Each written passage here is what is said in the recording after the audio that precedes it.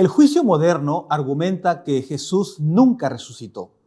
A lo largo de los años se han levantado diferentes posturas, diferentes ideas, básicamente de teólogos liberales, argumentando tres hechos importantes.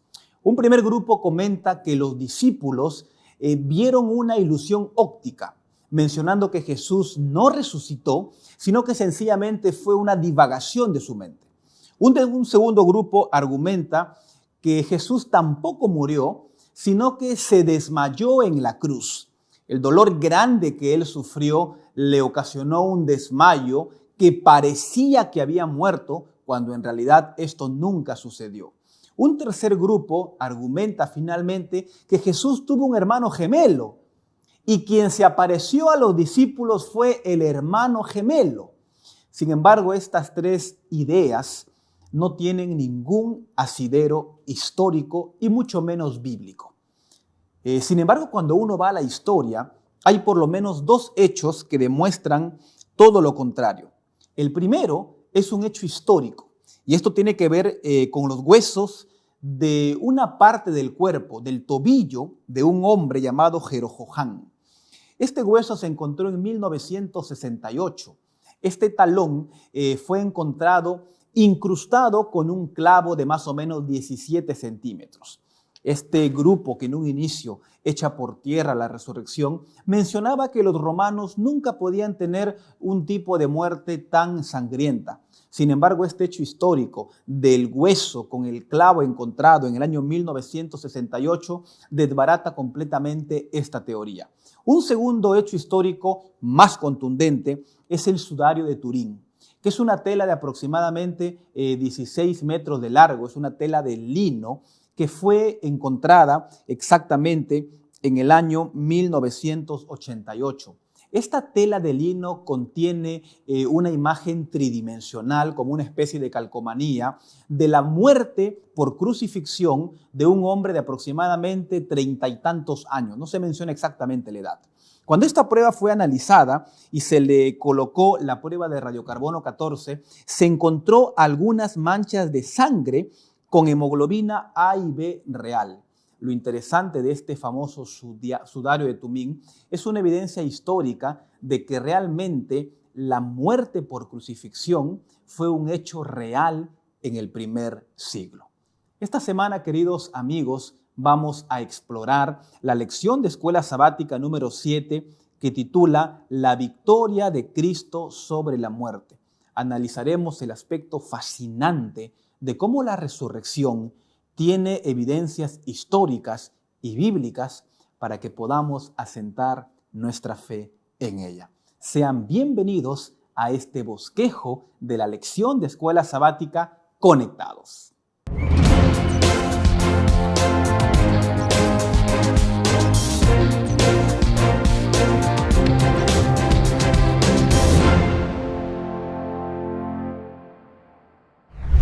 Y bien, queridos amigos, en esta ocasión estamos con dos pastores, amigos, compañeros de trabajo de la Asociación Peruana Central. Está con nosotros el pastor Jans Quispe y está con nosotros el pastor Israel Delgado de San Miguel A. Pastor Israel, ¿cómo se encuentra en esta ocasión? Pastor Daniel, muchas gracias por la invitación. Es un privilegio para mí poder participar junto con ustedes de esta lección maravillosa de la escuela sabática que sin duda alguna va a ser muy nutritiva para la vida espiritual y para la fe en la que profesamos en estos tiempos. Amén. Pastor Jans, ¿qué tal? ¿Cómo se encuentra en esta ocasión? La verdad es que muy contento de participar de la lección de escuela sabática y creo yo que juntos aprender para así también compartir las grandes lecciones que Dios tiene para nosotros. Correcto. En esta ocasión, queridos amigos, pastores, vamos a utilizar básicamente tres herramientas. La lección de escuela sabática como un auxiliar, la Biblia, que es nuestra base, y el espíritu de profecía, para que nos dé también un poco más de luz. ¿Qué les parece si comenzamos? Vamos a abrir nuestras Biblias, nuestras lecciones. Hoy estudiaremos la lección número 7, ¿verdad? La lección número 7 titulada La victoria de Cristo sobre la cruz. Es lo que vamos a estudiar durante estos minutos. ¿Qué les parece, pastores, si antes de iniciar pedimos la dirección de Dios a través de una oración? Pastor Jans, por favor. Ok, oremos. Querido Dios, Padre bendito que estás en los altos cielos. Queremos agradecerte porque nos das este gran momento de poder estudiar tu palabra, de poder navegar en aquellas hojas tan preciosas y aquel mensaje que tú dejaste para nosotros. Abre nuestra mente, nuestro corazón para poder entender tu mensaje y así poder aplicarlo. Gracias por tu amor y tu cuidado. En el nombre de tu Hijo amado Jesús. Amén. Amén. La victoria de Cristo sobre la muerte es el título para esta semana.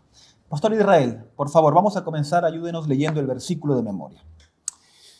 El versículo de esta semana lo encontramos en el libro de Apocalipsis, capítulo 1, versos 17 y 18. La palabra de Dios dice así: Cuando le vi, caí como muerto a sus pies, y él puso su diestra sobre mí, diciéndome: no temas, yo soy el primero y el último, y el que vivo y estuve muerto, mas he aquí que vivo por los siglos de los siglos. Amén.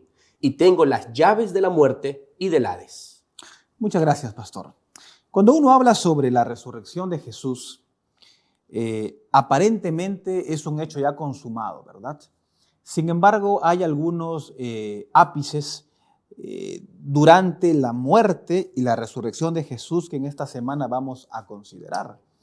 Hay una verdad fundamental que la damos por sentada, y es que sin la resurrección de Jesús, la muerte no tendría sentido, ¿verdad? De nada serviría que Jesús haya venido a este mundo, la promesa de Gálatas 2, que Él haya transcurrido todos esos años de ministerio con tantos milagros y hubiera muerto, pero no hubiera resucitado. Así que esta semana, queridos pastores, amigos, vamos a considerar cuáles son las evidencias que la Biblia presenta para la resurrección. Vamos a comenzar, pastores, el diálogo está abierto aquí. Vamos a comenzar hablando sobre los elementos históricos, podríamos hablar. La lección aquí lo titula La tumba sellada. ¿Qué podríamos hablar de este primer episodio que nos da luz sobre la primera parte de la resurrección? Definitivamente es importante poder recalcar lo que usted dijo, Pastor Daniel, de que si no hubiera la resurrección de Cristo, la fe que ahora profesamos sería vana. Y sin duda alguna mucha gente cree esto. Cree que el asunto de Jesucristo y este cristianismo es algo efímero, es para fanáticos o gente que realmente no está enmarcada en el contexto moderno. Pero sin duda alguna, esto es lo que mueve al cristianismo. Este es el motor propulsor. Y ahora en la semana vamos a ir viendo como hoy la tumba sellada, cómo se ejemplifica algo que realmente tiene una evidencia, no solamente bíblica, sino también histórica, que nos ayuda y corrobora la verdad que Cristo realmente sí murió y que también resucitó. Correcto.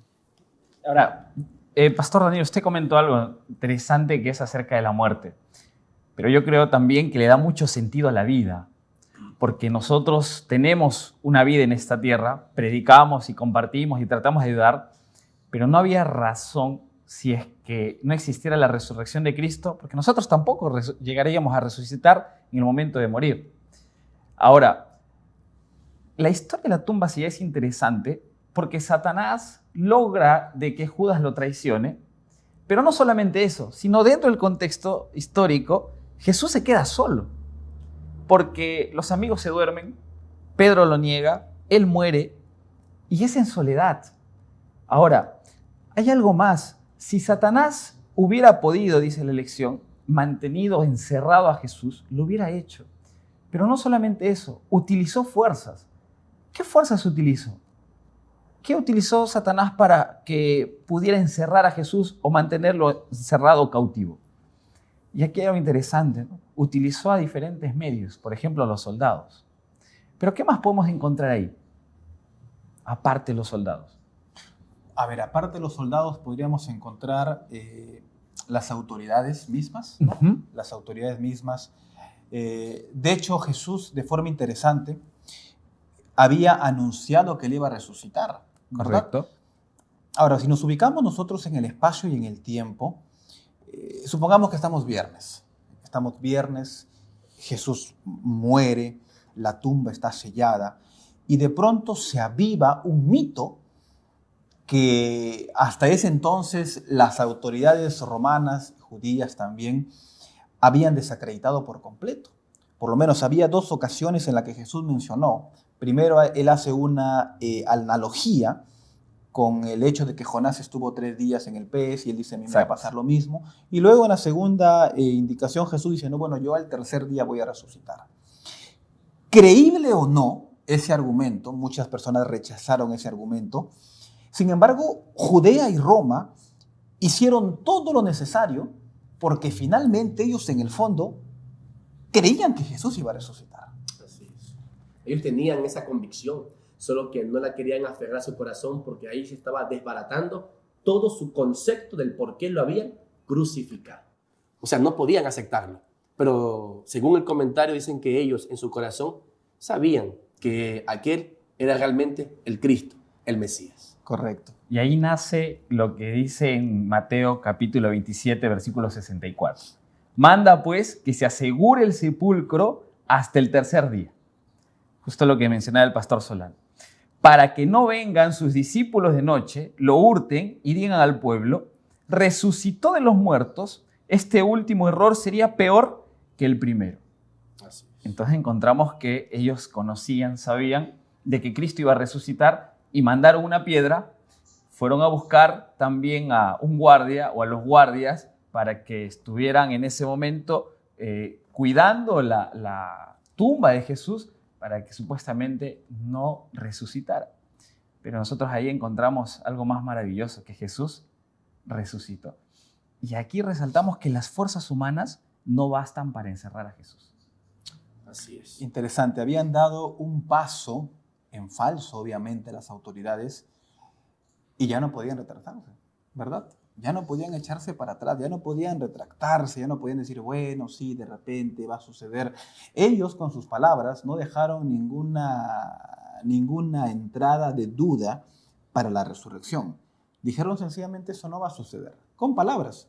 Pero con sus acciones, ellos hicieron todo lo contrario. Mandaron al soldado, aseguraron la piedra. Inclusive dice que mandaron no fue una legión, sino mandaron una guarnición, Una guardia especial. Una guardia especial, ¿verdad? Era algo interesante porque hay no recuerdo la evidencia, ahora tal vez la voy a mostrar a continuación, donde para un muerto por crucifixión no había la necesidad de una guardia.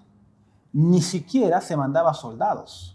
Ahora es interesante porque dentro de la arqueología, en lo que hoy se considera como la tumba de Jesús, por ejemplo, Nat Geo hizo un reportaje.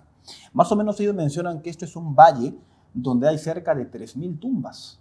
O sea, no es una sola tumba, hay 3.000 tumbas, porque los romanos no solamente martirizaban a las personas, sino que después de martirizarlas, ellas daban la posibilidad a que sus familiares, como hoy nosotros decimos, le den cristiana sepultura.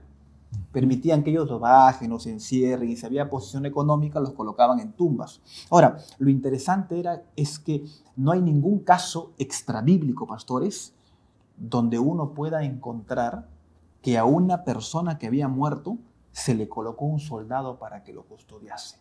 Y la evidencia de ellos era una evidencia de que, bueno, dice, ¿no? Los discípulos, por ejemplo, dice, podían mover la tumba y podían quitar el cuerpo. Sin embargo, también Flavio Josefo menciona algo interesante. Remover la tumba o remover la piedra de una tumba implicaba la muerte también. O sea, los discípulos no lo iban a hacer porque sabían que ellos al remover la tierra, legal y jurídicamente se estaban metiendo en un lío. Es como en el día de hoy, supongamos, ¿no? Yo sé que si una tienda cierra a las 10 de la noche, yo no voy a ir y voy a romper la puerta y lo voy a forzar y voy a decir, bueno, es que tenía la necesidad de comprar este bidón de agua. No, porque sé que me estoy metiendo en un lío, en un problema legal. Más o menos esa era la connotación. Remover la piedra y quitar el cuerpo era un crimen de muerte en el primer siglo.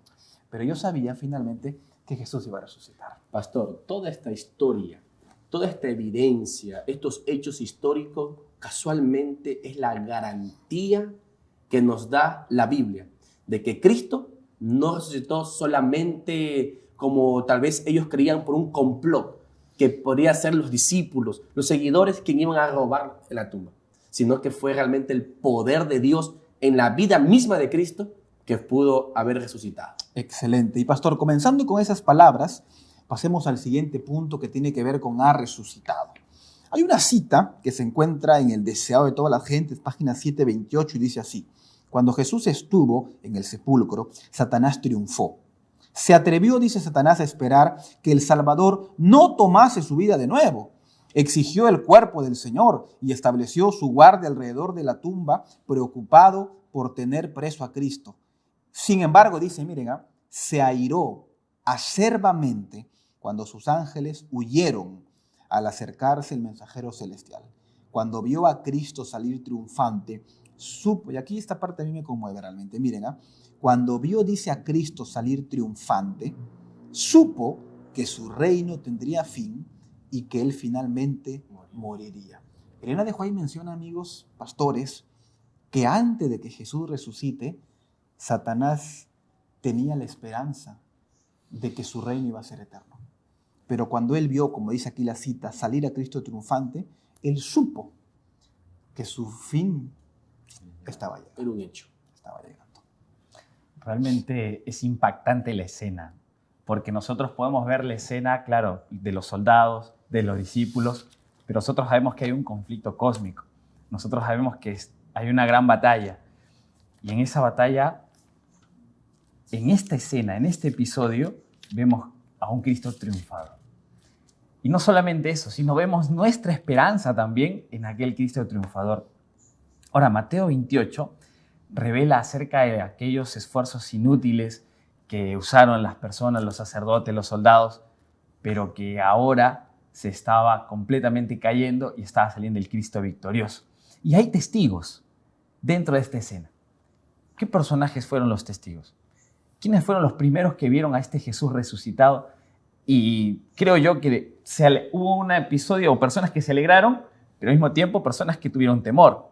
¿Quiénes eran aquellas personas que se alegraron y que tuvieron temor? Fueron en este caso los líderes romanos, ¿no? De hecho, lo que dice aquí la Biblia en Mateo 28, del 11 al 15, dice el versículo 11 que mientras ellos iban, he aquí uno de los guardias fue a la ciudad, dice, y dio aviso a los principales sacerdotes de todas las cosas que habían acontecido. No se relata, por lo menos aquí en la declaración de Mateo, qué es lo que había pasado exactamente, pero de hecho que era un momento sobrehumano. Era algo especial. O sea, algo especial, Algo ¿no? especial. O sea, ellos, Nunca antes visto. ellos en realidad, yo no sé, ¿no? Cómo nosotros podemos hablarlo, podemos leerlo, pero ellos vieron en realidad el poder de un ángel, ¿no?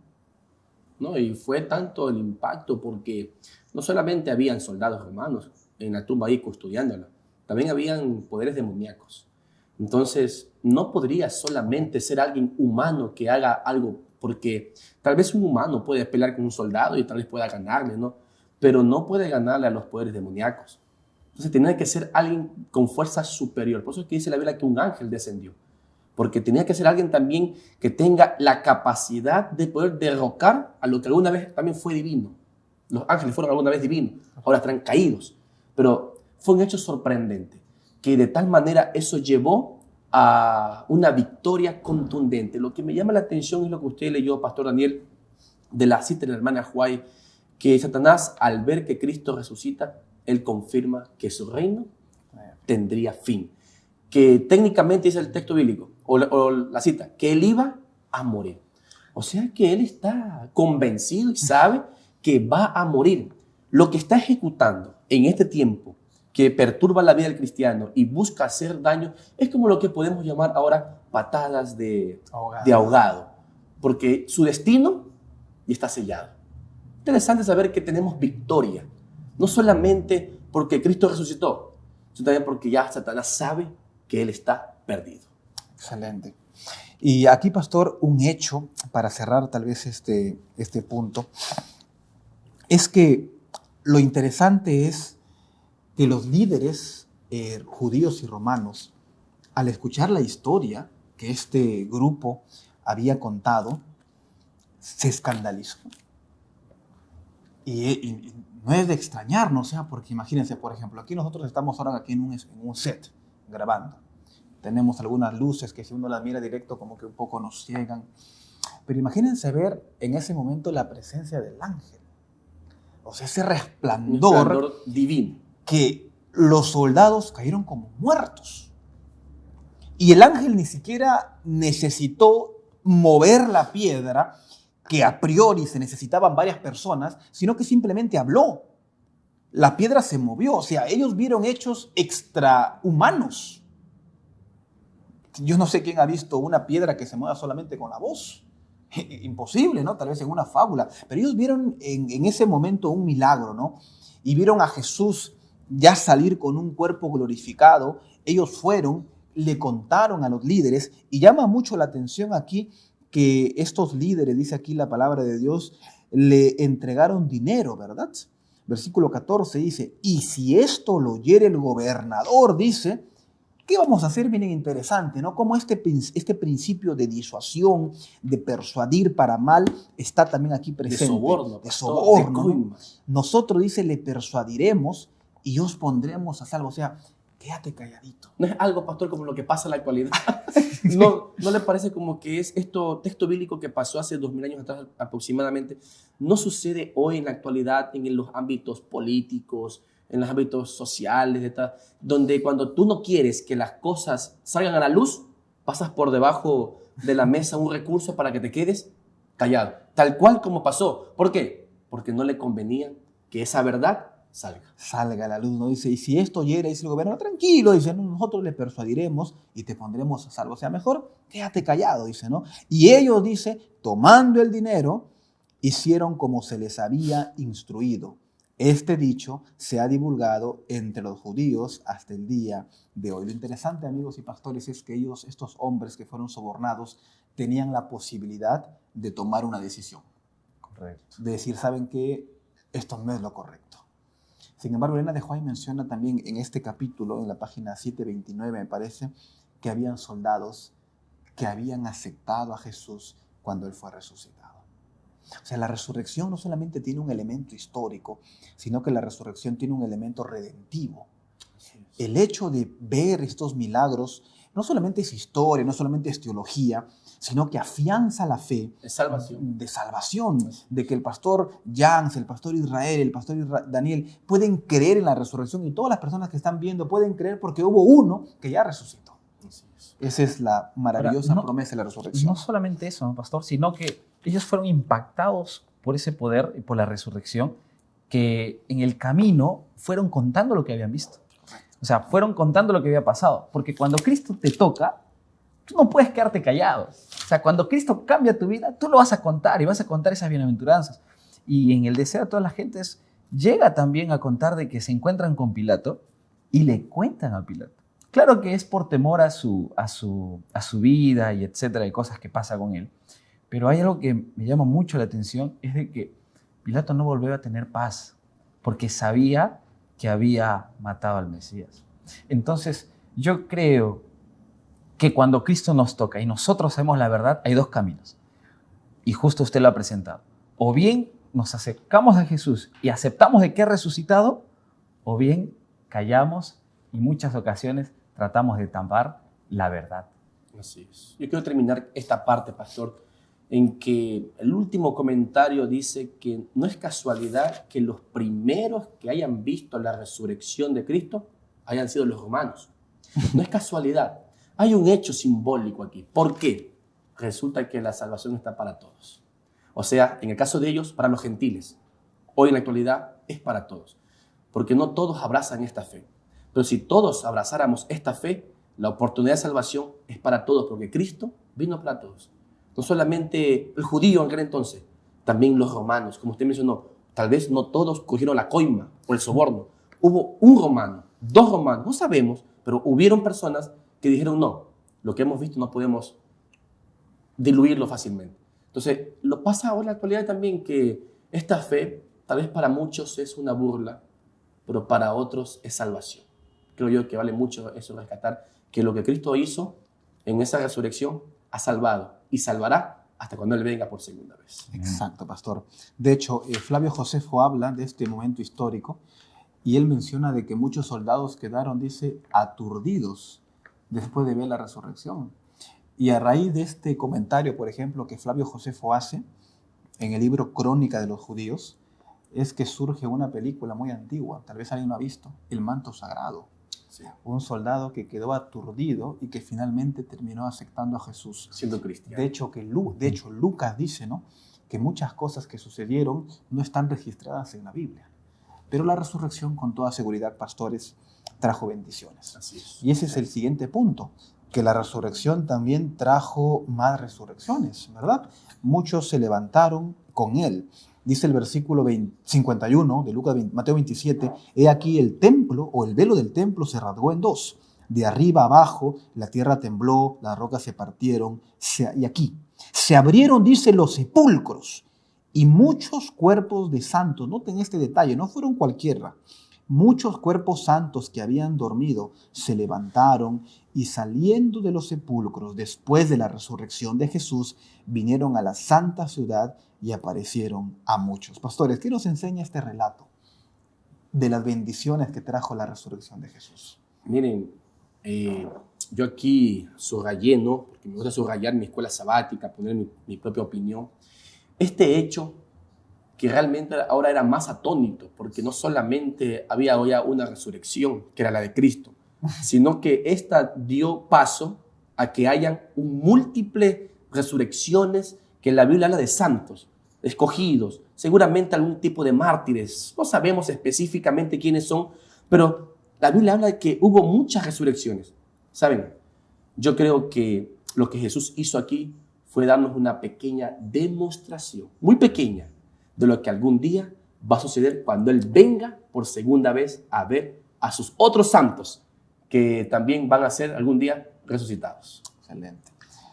Sí, y no solamente ello, ¿no? Sino que estos santos que fueron resucitados después las tumbas. Jesús ya había resucitado también a otras personas, pero aquí hay algo interesante, de que cuando Jesús resucitó a aquellas personas, como por ejemplo, ¿no? Encontramos aquí al hijo de la viuda, encontramos también a Lázaro, ellos resucitaron con el mismo cuerpo, corruptible se podría, por así decirlo. Pero estos con la degradación. Correcto, ¿no? Y volvieron a morir. Pero estos personajes que resucitaron, ya no resucitaron para morir nuevamente, sino resucitaron con la gloria. Para vida eterna. Para vida eterna. Glorificados. Exacto. Y es como lo que acabas de mencionar, aquel ejemplo que tenemos la oportunidad de nosotros también de alcanzar. Y de todas las personas que nos están escuchando y que nos están viendo y que nosotros también vamos y predicamos, también tienen ese mismo privilegio y esa misma oportunidad de volver a nacer. O sea, qué maravilloso es tener una vida con una esperanza que va mucho más allá, ¿no? De tener vida eterna. Excelente. Ahora, lo interesante, lo que el pastor menciona, ¿no? Es que estos santos resucitaron como prototipos de la resurrección que va a ocurrir en el tiempo del De fin. la magna resurrección.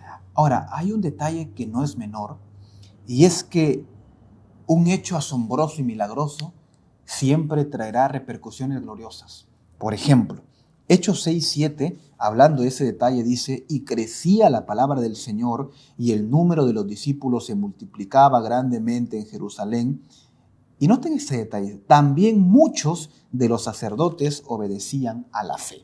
Elena de White y la Biblia menciona que la resurrección de estos santos juntamente con Jesús, dice que ellos resucitaron y fueron a predicar a la ciudad. Noten ese detalle de misión, ¿no? Yo soy santo, glorificado, resucité, pero no me quedo con los brazos cruzados. Dice que ellos salieron y fueron a predicar a la ciudad. O sea, la evidencia de una vida santificada de la predicación es contarle a otros. Ellos fueron, contaron, y como resultado, Hechos menciona que muchos sacerdotes, inclusive pastores, fueron convertidos. Ese es el resultado natural de tener vida.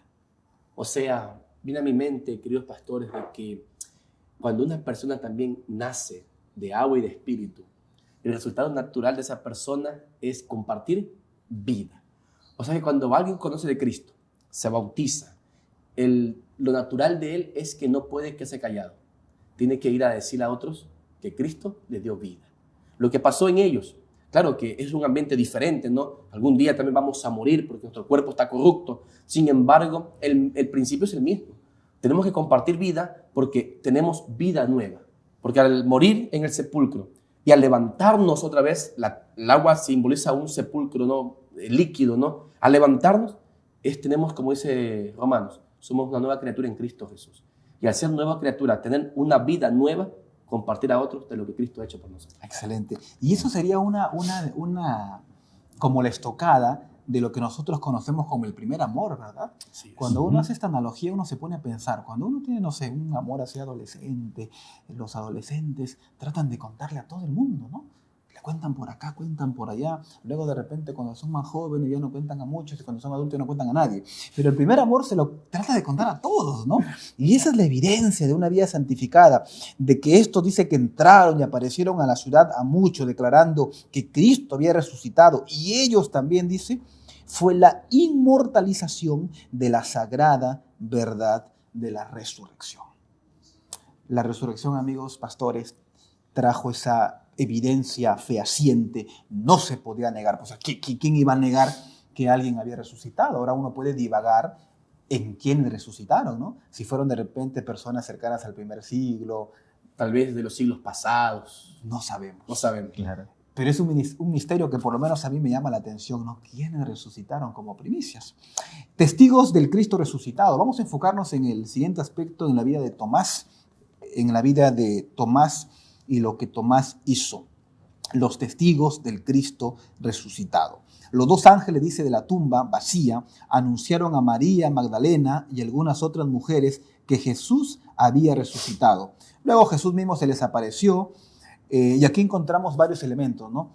Mujeres, encontramos a Tomás, encontramos a Pedro, al mismo Pablo. ¿Qué podemos hablar de estos testigos aquí variados, mixturados, que vieron al Cristo resucitado? Bueno, tenía que ser así. No podía ser ocultas. No podía ser en secreto.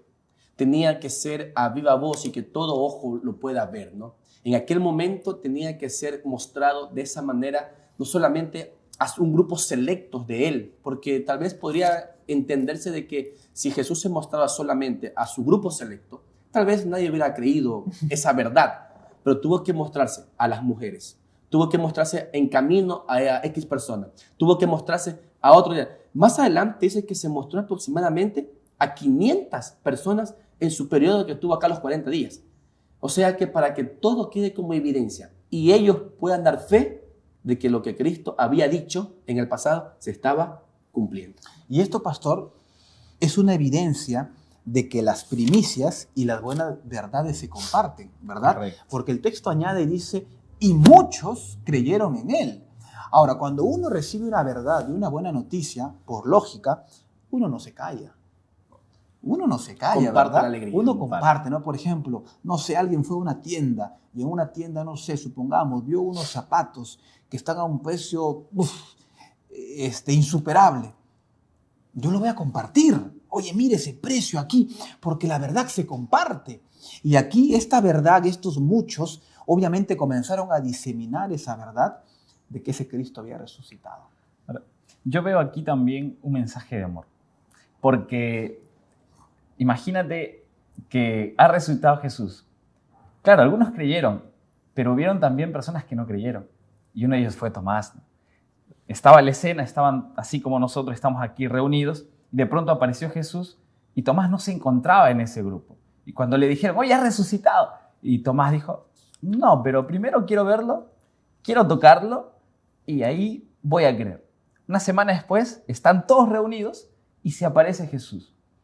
Yo me pongo en la posición de Jesús y tranquilamente él tal vez pudo haber dicho, si no me crees, bueno, está bien. Tranquilo, no me crees, ¿no? O sea, no pasa Es nada. cuestión tuya. Claro, o sea, ya en algún momento creerás.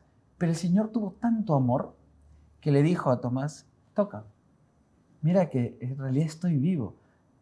Y no solamente eso, sino que permite que Tomás lo toque. Entonces, qué gran declaración de Jesús, de amor, de ir un paso más allá, de dar una milla más por salvación, por dar la oportunidad a que una persona más pueda convertirse. Claro, es cierto que después dice, no, bienaventurado el que no vio y creyó, pero a mí me impacta esa forma de seguir predicando de Cristo. Y muchos de nosotros tocamos una vez o llamamos una vez y tal vez nos ha pasado en algún estudio bíblico, ¿no? Tenemos pactado para tal hora y nos dice, no, pero estoy ocupado. La segunda semana, no, pero estoy ocupado. Y a veces decimos, bueno, ya no quiere, gracias, me No voy de con... quereres. No va a querer, ¿no? Me No voy de con querer. con otra persona a dar estudios bíblicos. Sacamos el texto, ¿no? No. No hay que echarle las perlas a los No, y lo ponemos algo bíblico, pero en realidad tenemos que dar una milla más.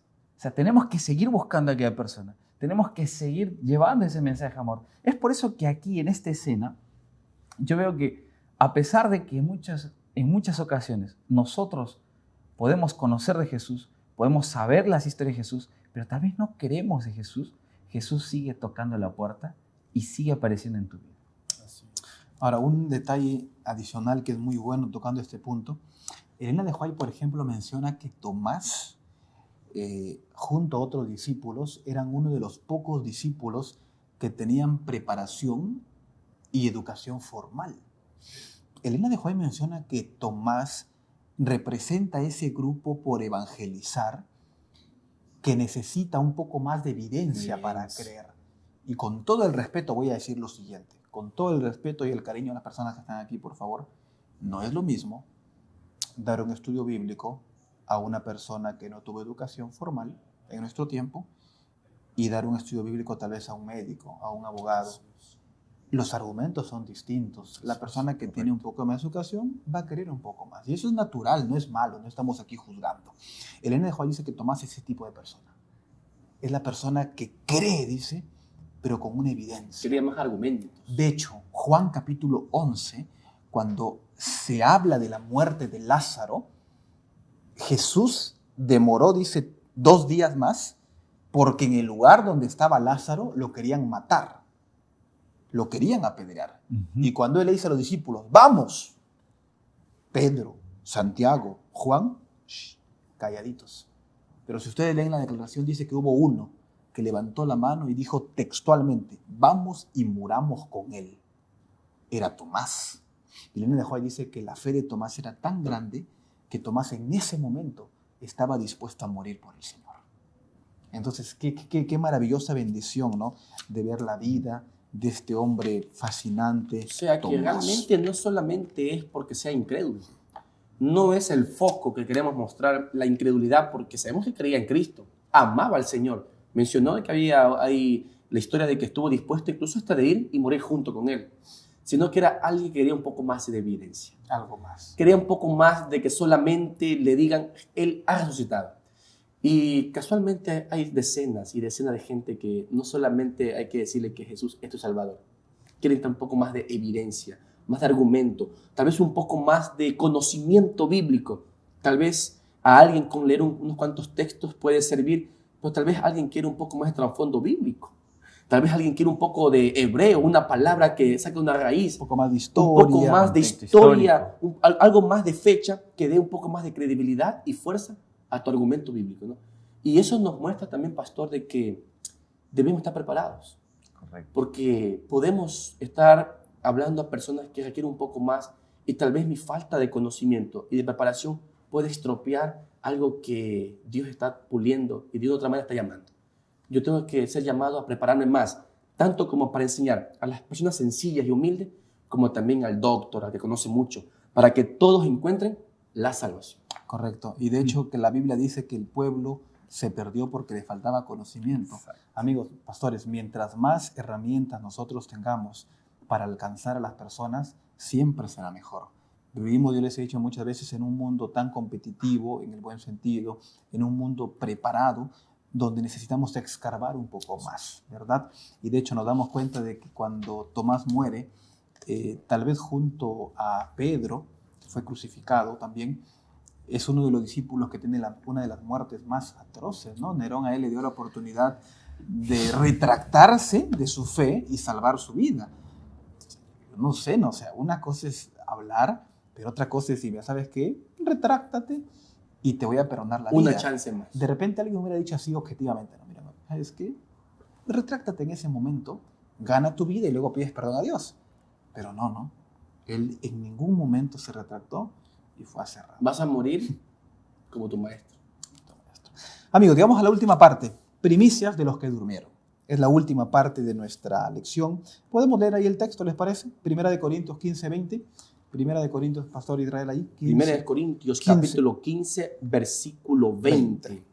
Mas ahora Cristo ha resucitado de los muertos. Primicias de los que durmieron es hecho. Pastores, ¿qué podemos hablar aquí en este último punto sobre las primicias? usan la figura agrícola, ¿verdad?, del antiguo Israel. ¿Cómo esto se aplica al tema de la resurrección? Acerca de las primicias es interesante porque las primicias se daba, como bien lo mencionó, en un aspecto agrícola, que cosechaban los primeros frutos que representaban a lo que iba a venir, a las bendiciones que iban a llegar en un futuro. Entonces, en este aspecto, también habla acerca de los primeros, los que resucitaron con él, que fueron las primicias. Lo interesante es a quién representa. A nosotros, ¿no? A todas las personas que aceptan a Jesús, a los que nos están viendo que también han aceptado a Jesús. Yo he aceptado a Jesús, ustedes también, pastores, han aceptado a Jesús. Nos representa a nosotros, a que también podemos alcanzar, una vez más, este momento tan maravilloso que es la resurrección. Pero no solamente ello. En las primicias vale lo siguiente, ¿no? Y acá yo lo subrayé porque me parece súper interesante, que vale la pena recordar que Jesús sale de la tumba, pero con un cuerpo humano glorificado. Sabemos que la parte humana muere, pero la parte divina no. Y dice, pero lleva las marcas de la crucifixión. Y es ahí donde Tomás le dice, quiero ver las huellas, ¿no? Quiero ver que está los clavos. Y toca ese momento tan especial. Pero también me llama a mí la pregunta es, ¿y nosotros cómo vamos a resucitar? ¿Con ese cuerpo también, o con este cuerpo que tenemos ahora? ¿O será un cuerpo glorificado y en qué manera? Y creo yo que el texto también lo responde. El texto ¿no? lo responde.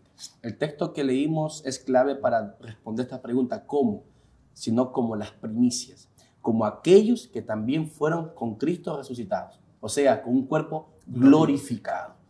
Un detalle importante, miren, ya que estamos hablando de esto. Yo el día que fue feriado, el día martes, tuve la oportunidad de visitar a una persona, un hermano de iglesia que trabaja con fresas. Y llegamos allá a su chacra, cosechamos algunas fresas, y él me mostró unas fresas. Él tenía varias, su campo estaba dividido, algunas que ya estaban, otras que estaban verdes, pero en un campo con fresas verdes había una primicia. Fue la primera vez que yo vi una primicia. Y me mostró esta fresa, miren esta fresa. Ya está totalmente. O sea, grande, es una fresa grande. grande. No sé si acá pueden, se puede de repente ponchar aquí esta imagen. O tal vez en la edición lo puedan colocar Sí, ahí para que lo ver. puedan Ahora ver. aquí voy a bajar, creo que ahí me parece de repente se puede ver. Pero es una fresa gigante realmente. Entonces, algo interesante que me mencionaba este hermano, me decía... Entre las verdes. Entre las verdes. La primicia, me decía, es lo mejor. Y en un campo me dice hay una o dos. Él tiene las fresas y las lúcumas. Y me decía, las primicias son las mejores.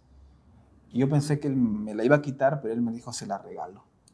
La lavé, la mordí y era una fresa dulce, dulce, dulce. Las primicias, amigos, pastores, es lo mejor. Se usa aquí la figura agrícola porque esa primicia que resucitó era una primicia ya, en este caso Jesús, sí glorificada. Pero aquí hay algo interesante. La sierva de Dios dice aquí que en el caso de Jesús, en el caso de Cristo, dice, siempre llevará las señales de esa crueldad. Cada grabado de los clavos contará la historia de la maravillosa redención del hombre y del costoso precio por medio del cual fue adquirida dicha redención. En el caso de los redimidos, y por la gracia de Dios esperamos estar un día ahí, Dios nos levantará glorificados, ¿verdad? O sea que la palabra primicia no solamente es lo primero, sino que también significa lo mejor. Lo mejor. Cristo fue el primero, pero fue el mejor. Nosotros seremos también redimidos, glorificados, como señal de primicias de lo que alguna vez también ellos fueron. Correcto. Como lo mejor, la mejor recompensa que hay de este mundo de pecado. Por eso dice Pablo, usando sus palabras, el primogénito de los muertos. No es que haya sido el primer muerto, sino el mejor muerto, el muerto más importante de alguna vez. El primogénito de los resucitados. No el primer resucitado, porque Moisés había resucitado ya mucho Y el antes. mismo Cristo ya lo había hecho, claro, también. sino el más importante, ¿verdad? Y esa es la evidencia. Si es que algún día nosotros estaremos ahí, no va a haber arrugas, ojeras, canas. Nuestra estatura será una estatura como la de antes de la caída. perfectos. Pero en el caso de Jesús, dice la sierva de Dios, que Él por siempre, amigos pastores, llevará las marcas que recordarán a lo largo de la historia de la humanidad lo que Él vivió en la cruz. Amén. Realmente, pastor, esta historia relacionada la lección de escuela sabática de esta semana ha sido maravillosa porque seguimos viendo ese gran amor. Con relación a las primicias, vemos que Jesús, a pesar de nuestros errores, a pesar de nuestras fallas, nuestras faltas, sigue dando lo mejor. O sea, da lo mejor para nosotros y no solamente eso, sino que quiere que nosotros seamos lo mejor. O sea, qué maravilloso momento y qué maravillosa entrega de amor. Amén. Pastor, ¿puede usted ayudarnos leyendo esta cita? El mismo poder. El mismo poder que resucitó a Cristo de los muertos, resucitará a su iglesia y la glorificará con él, por encima de todos los principados y potestades, por encima de todo nombre que se nombra, no solamente en este mundo, sino también en el mundo venidero. El deseo de toda la gente, página 731. La bendición de que Dios también glorificará a su iglesia. Pastor Jans, una pregunta final de aplicación. ¿Cómo podríamos aplicar el tema de la resurrección para nuestras vidas? Muy bien. Con relación a lo que es la resurrección, queridos amigos, nosotros hemos aprendido el día de hoy y sabemos durante esta semana lo que hemos aprendido de que Cristo ha resucitado y que tú y yo vamos a resucitar. Pero no solamente basta con saber. Ahora tenemos que vivir esta gran promesa. ¿Y cómo vamos a vivirla? Así como aquellos santos que resucitaron y vieron que Cristo transformó su vida, transformó su cuerpo, transformó el futuro, tú también tienes esa misma oportunidad. Porque tú tienes que ir y contarle a las demás personas lo que Cristo hizo en tu vida, lo que Cristo hizo en nuestra vida. Y recuerda lo siguiente, hay tiempo de amar, hay tiempo de llorar, tiempo de reír, pero al mismo tiempo va a haber un momento donde la muerte ha de llegar, pero es una muerte pasajera. Si estoy hablando a alguien en este momento que ha perdido a papá, ha perdido a mamá, tal vez a un hijo, recuerda lo siguiente, que el aguijón de la muerte sí es doloroso, pero es mucho más grande el amor de Jesús. Es mucho más grande su poder, porque Él venció a la muerte y resucitó. Y todos los que creemos en Él también vamos a resucitar. Amén. Pastor Israel, finalmente, ¿qué estrategia podríamos crear para que la resurrección pueda cada día afirmar nuestra fe? Creemos que la única forma de que esta fe se afiance cada día más es buscándola. Mi consejo es que todos los días podamos contemplar a la cruz de Cristo, que podamos ver no solamente lo que está en nuestros ojos, sino un poco más allá del velo, que es Cristo Jesús, ya no solamente muerto, sino que también un Cristo resucitado. Y no solamente que resucitó, sino que está pronto a venir. Creemos que aquel que lo busca, aquel que lo anhela, aquel que lo contempla, se prepara para esta vida y para la eternidad. Sin duda alguna creemos que el cristianismo no es teórico. El cristianismo de la actualidad es práctico. ¿Cómo lo afianzamos? ¿Cómo lo hacemos fuerte si no es con la práctica de todos los días? Yo siempre vengo a colación este ejemplo. El carpintero, el ebanista, ¿se hace mejor carpintero cuando hace una puerta o cuando hace 50 puertas? El profesor, el que da clases, ¿se hace mejor docente cuando da una clase o cuando tiene 20 años dando la misma clase? Y así, el enfermero se hace mejor enfermero cuando pone solamente una jeringa o cuando pone decenas de jeringas a muchas personas. Eso pasa también en el cristianismo. ¿Cómo nos hacemos mejores cristianos si no es solamente todos los días buscando la palabra de Dios? Todos los días orando, todos los días leyendo la Biblia y todos los días testificando. Solo así perfeccionamos nuestra vida en la tierra para poder prepararnos para el tiempo que Dios quiere que estemos listos para su pronto retorno. Amén. Queridos amigos, finalizamos en esta oportunidad nuestra lección con una cita. Dice Pablo, he aquí os digo un misterio, que no todos dormiremos, pero todos seremos transformados. Porque en un momento, en un abrir y cerrar de ojos, a la final trompeta, los muertos en Cristo serán resucitados primero. porque es necesario que esto corruptible se vista de incorrupción y esto mortal se vista de inmortalidad. Y cuando esto corruptible se haya vestido de incorrupción, podremos decir algo que hoy no podemos decir todavía. Dice la palabra de Dios allí, versículo 55, 1 Corintios 15, ¿dónde está, oh muerte, tu aguijón? ¿Dónde, oh sepulcro, tu victoria? Hoy, con todos nuestros argumentos, le tenemos respeto a la muerte, ¿verdad? ¿Quién podría lanzarse de un puente, aventarse a un automóvil? Muy complicado, porque la muerte nos da miedo, o sea, seamos honestos. La muerte genera zozobra.